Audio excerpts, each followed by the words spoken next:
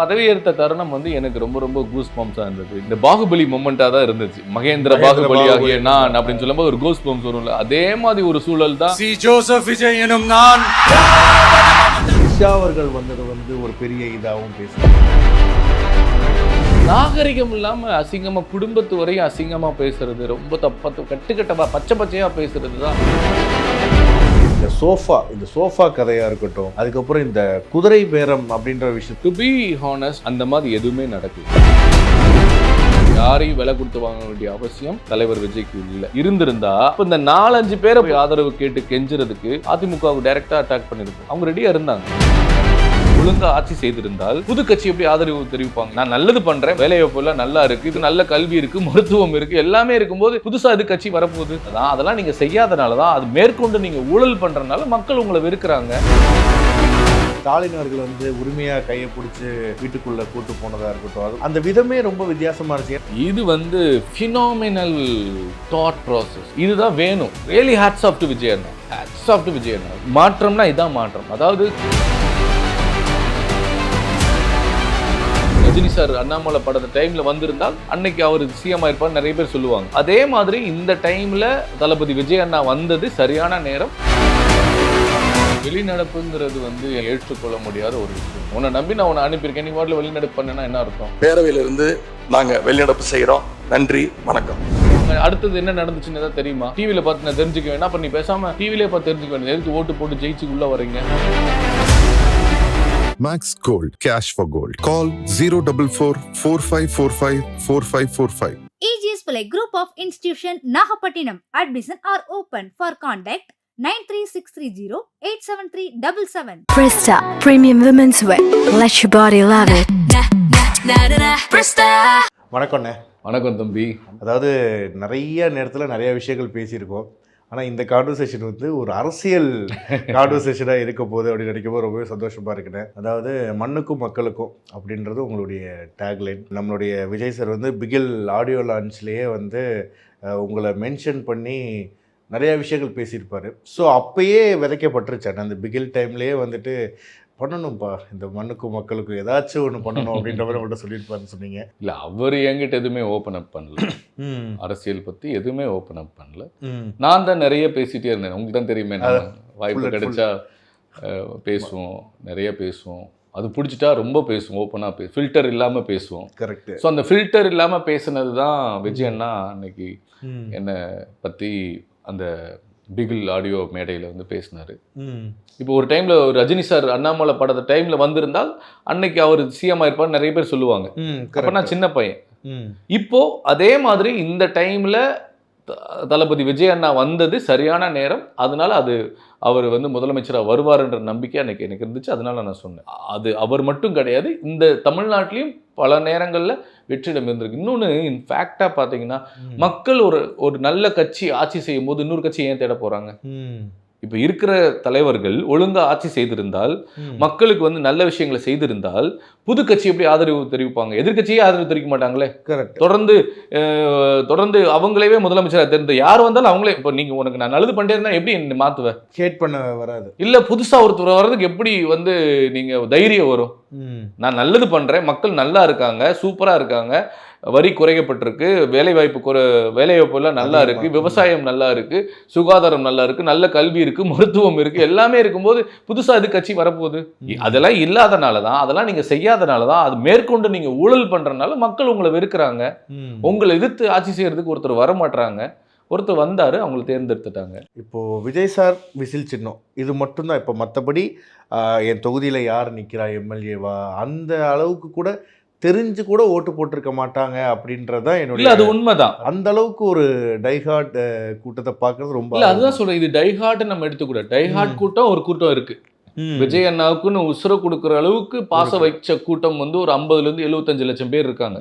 அது எல்லாருக்கும் தெரிந்த உண்மை. கரெக்ட். ஆனா இன்னைக்கு நாங்க வாங்கின ஓட்டு வந்து 1,72,00,000 சொச்சம். ஆமா. ஸோ அப்போ இதுல வயசானவங்களும் போட்டிருக்காங்க, மிடில் ஏஜ் அபோவ் 40யும் போட்டிருக்காங்க.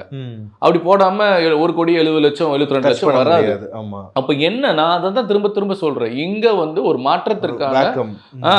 மாற்றத்திற்கான ஒரு தலைவன் வேணும்ன்றனால விஜயை மட்டும்தான் பார்த்தாங்க. நீங்க சொன்னது சரியான உண்மை. கேண்டிடேட்டை பார்க்கல அவங்க. விஜய் ஒரு பாட்டி சொல்லுது, யாருக்கு ஓட்டு போட்ட? விஜய் விஜய் விஜய் விஜய் அப்படின்னு சொல்லுது. கரெக்ட். ஸோ 234 தொகுதியிலையும் அண்ணன் சொன்ன மாதிரி விஜய் தான் விஜய். வேட்பாளர், விஜி தான் வேட்பாளர். அந்த மாதிரி தான் மக்களுக்கு கன்வே ஆயிருக்கு.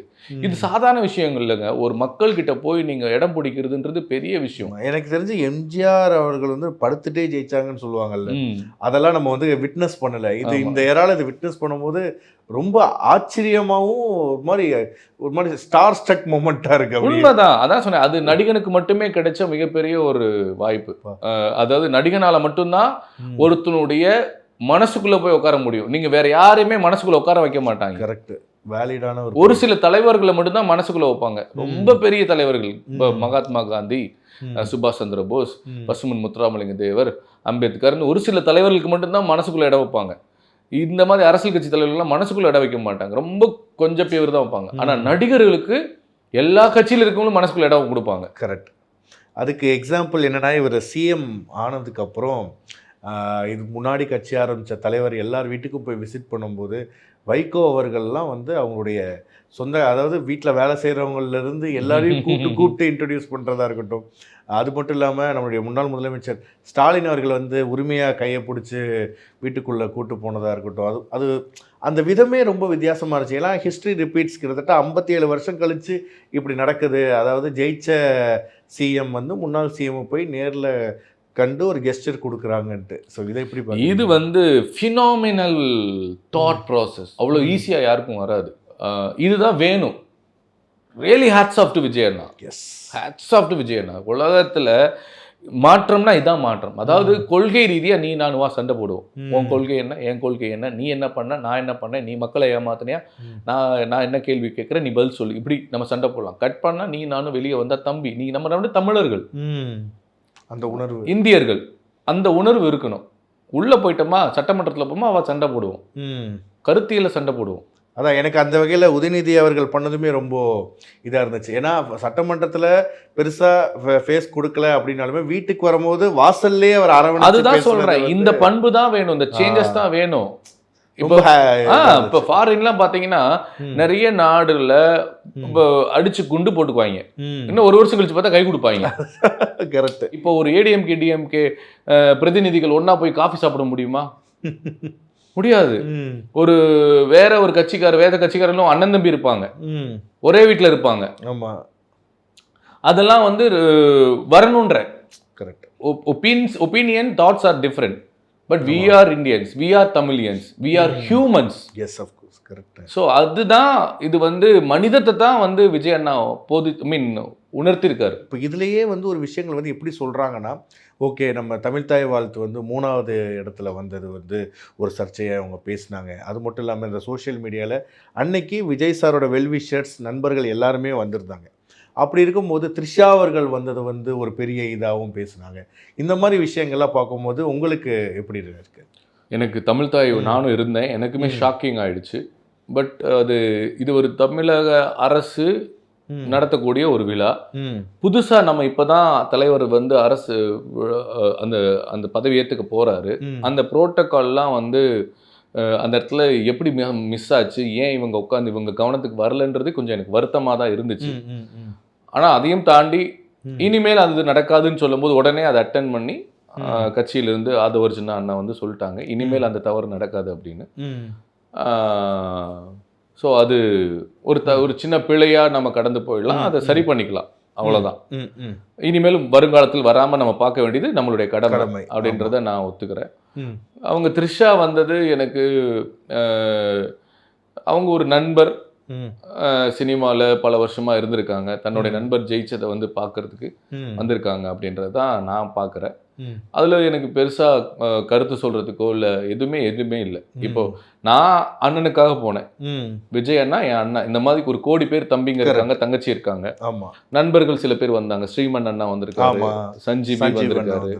ஸோ அந்த மாதிரி நண்பர்கள், இவங்க த்ரிஷா மேடம் வந்திருக்காங்க. அந்த மாதிரி எடுத்துகிட்டு போகாமல் இவங்க அதுலேயும் ஒரு ஸ்பெகுலேஷன்ஸ். அதான் சொன்னேன், நீங்கள் ஒருத்தனை வீழ்த்த வேண்டும் என்றால் நீங்கள் எப்படி வேணாலும் வீழ்த்தலாம். உங்களை நான் வீழ்த்தணும்னு முடிவு பண்ணிட்டேன்னா என்ன காரணம் வேணாலும் என்ன காரணம் வேணாலும் சொல்லி வீழ்த்தலாம்.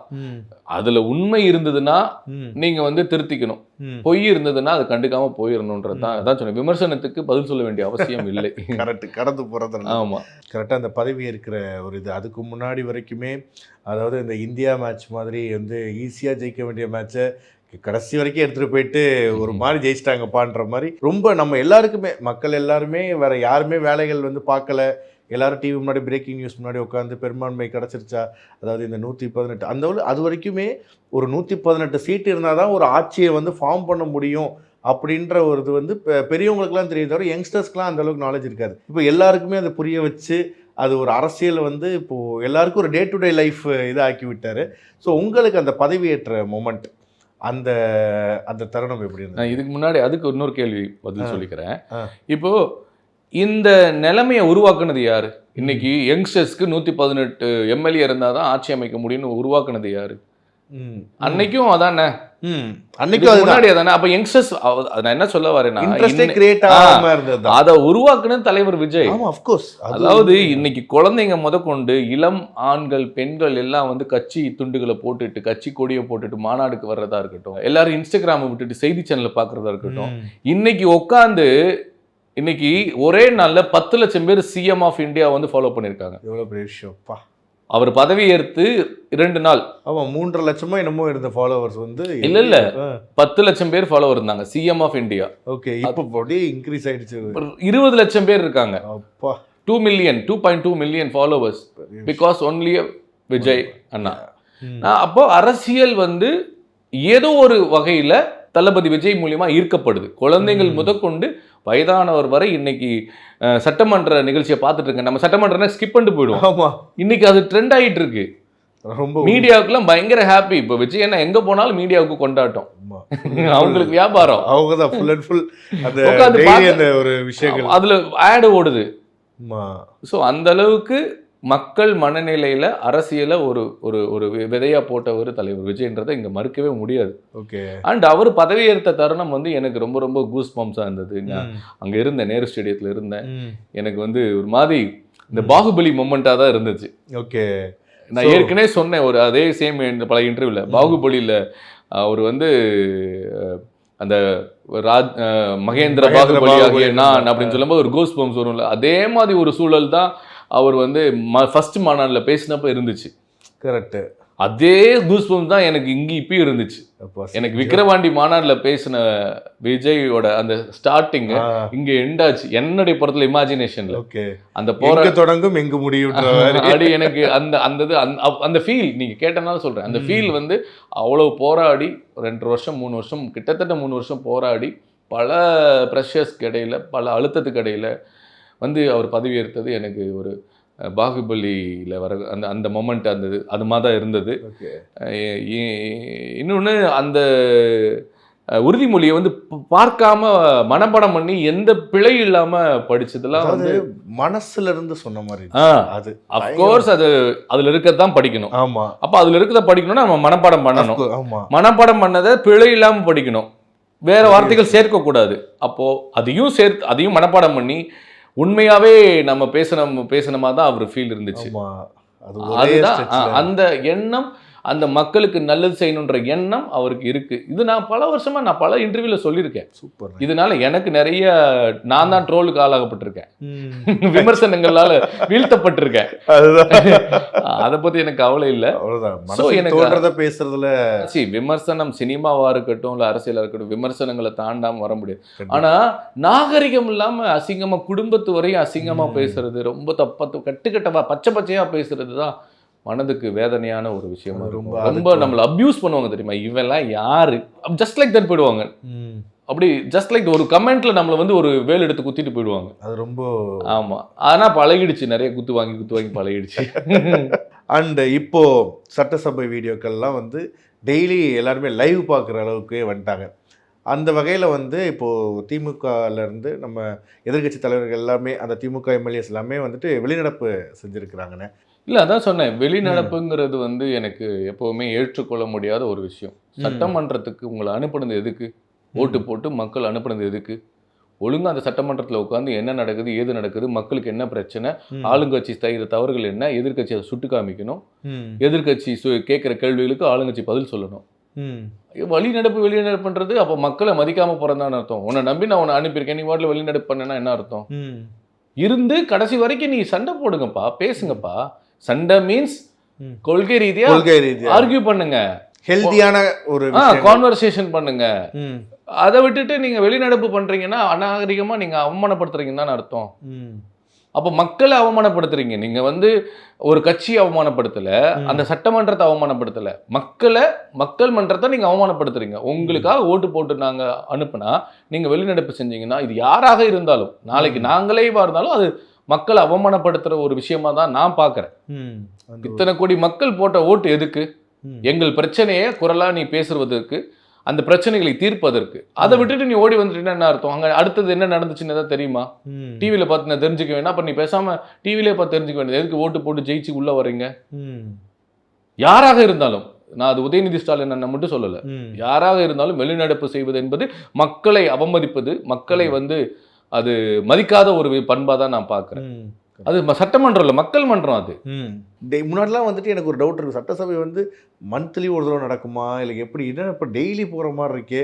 இப்போ கிட்டத்தட்ட இந்த நீலாங்கரை சைடே வந்து ஒரு பயங்கர ஒரு ஹப்பு மாதிரி ஆயிரும்னு நினைக்கிறேன். இல்லை இது எப்பவுமே பார்த்தீங்கன்னா இந்த ஆட்சி அமைக்கும் போது மட்டும்தான் இந்த பரபரப்பு, இந்த ஒரு மீடியாவோட அட்டென்ஷன், மீடியாவோட நியூஸ். இப்போ சோஷியல் மீடியா நிறைய வந்தனால மொபைலில் அதிகமாக அதுதான் நம்ம ரிப்பீட்டடாக பார்க்குறனால அப்படி இருக்குது. இன்னும் ஒரு 15 நாளில் மக்கள் அவங்கவுங்க வேலையை பார்க்க ஆரம்பிச்சிடுவாங்க. சட்டசபை நடக்க ஆரம்பிக்கும், செக்ரட்டரியேட்டில் வேலைகள் நடக்க ஆரம்பிக்கும், மக்கள் பணிகள் நடக்க ஆரம்பிக்கும். எங்கேயா தவறுகள் நடக்கும்போது மறுபடியும் சட்டமன்றம் கூடும்போது மறுபடியும் அந்த மாதிரி பிரச்சனை வரும். பிரச்சனை இருந்தால் தான் வெளியே பெருசாக அந்த ஃப்ளாஷ் நியூஸ் டேன் டேன் டேன் அப்படின்னு வரும். இந்த சோஃபா கதையாக இருக்கட்டும், அதுக்கப்புறம் இந்த குதிரை பேரம் அப்படின்ற விஷயத்த வந்துட்டு இந்த நம்ம டிடிவி தினகரன் அவர்கள் வந்து நம்ம அந்த ஆட்சி அமைக்கிறதுக்கு முன்னாடிலேருந்தே இதை வந்து சொல்லிகிட்டு இருந்தார். ஸோ இப்போ வந்து பார்க்கும்போது இன்றைக்கி அவர்கள் வந்து நம்ம விஜய் சார் வந்து குதிரை பேரம் கிடையாது, நாங்கள் வந்து குதிரை வேகத்தில் வந்து செயல்படுவோன்ட்ருக்காங்க. ஸோ இதை பற்றின உங்களுடைய ஒப்பீனியன்? அதான் திரும்ப திரும்ப சொல்கிறேன். இப்போ கண்ணால் காண்பதும் போய், காதால் கேட்பதும் போய், தீர விசாரிப்பதே மெய். நான் வந்து மே 5ஆம் தேதி இருந்து 6ஆம் தேதி இருந்து நான் க்ளோஸ் சர்க்கிள், அதாவது விஜயண்ணாவுடைய க்ளோஸ் சர்க்கிள்குள்ளேயே தான் நான் ஃபாலோ பண்ணிருந்தேன். டு பி ஹானஸ்ட், அந்த மாதிரி எதுவுமே நடக்கல. யாரையும் விலை கொடுத்து வாங்க வேண்டிய அவசியம் தலைவர் விஜய்க்கு இல்லை. இருந்திருந்தா இப்போ இந்த 4-5 பேரை நாங்கள் போய் ஆதரவு கேட்டு கெஞ்சுறதுக்கு அதிமுகவுக்கு டைரெக்டாக அட்டாக் பண்ணியிருப்போம். அவங்க ரெடியாக இருந்தாங்க. இப்போ வந்து இணைஞ்சிருக்காங்களே. நான் சொல்றது முன்னாடியே அவங்க இப்போ ஒன்றுமே இல்லைங்க. இப்போ எனக்கு தேவை ஒரு 10 சீட்டு, நாங்கள் 108 சீட்டு வாங்கியிருக்கோம், 10 சீட்டு வேணும். அப்போது நெக் டு நெக் இருக்கிறத விட ஒரு 20-30 எக்ஸ்ட்ரா இருந்துச்சுன்னா நல்லது தானே. நம்ம பொதுவாக எல்லாரும் அப்படி தானே யோசிப்பாங்க. அப்போது வந்து நம்ம ஏடிஎம்கே கிட்ட போயிடலாம் அப்படின்னு என் தலைவர் நினச்சிருக்கலாம்ல. ஏன் நினைக்காம இதுக்கு நம்ம வந்து எதிர்த்த திமுக ஆட்சியில் இருக்கக்கூடிய, திமுக கட்சியில் இருக்கக்கூடிய கூட்டணி கட்சிகளை நம்ம ஏன் கேட்டோம்? அதுலேயே உங்களுக்கு நேர்மை புரியணும். புரியுது. அது ரொம்ப. ஸோ திமுக கட்சி தான் எங்களுக்கு எதிரி, ஆனால் திமுகவோட தலைமை கட்சியில் எங்களுக்கு எதிரி கிடையாது. சரிங்களா? அப்போது அவங்கக்கிட்ட நம்ம ஆதரவு கேட்கலாம் அப்படின்றது தான் தலைவரோட. இல்லைன்னா பரவாயில்ல, நடக்கிறது நடக்கட்டும், பார்த்துக்கலான்ற ஐடியாவில் தான் இருந்தார். அதுதான் உண்மை. மற்றபடி குதிரை பேரமோ இல்லை சோஃபாவோலாம் கிடையாது. ஒன்றும் புஷ்பா கிடையாது. ஆமாம், இது வந்து முழுக்க அதை சொல்லி எப்படியாவது மக்களை வந்து மடைமாற்றி இது பண்ணுவதுக்கு தான் இது பண்ணுறாங்கன்றது என்னோடைய இது. இன்னைக்கு சிவி சண்முகம் சொன்னார், என் பிள்ளை மேலே சத்தியம் பண்ணுறேன்னாரு. இது எவ்வளோ பெரிய கொடுமை நான் கேட்குறேன். திமுக அதிமுக 75 வருட, கிட்டத்தட்ட 50 வருஷம். திமுக கொஞ்சம் ஓல்டு, பழமையான கட்சி. ஆமாம். அதிமுக அதுக்கப்புறம் வந்த கட்சி. 2 பேரும் எவ்வளோ பெரிய எதிரி.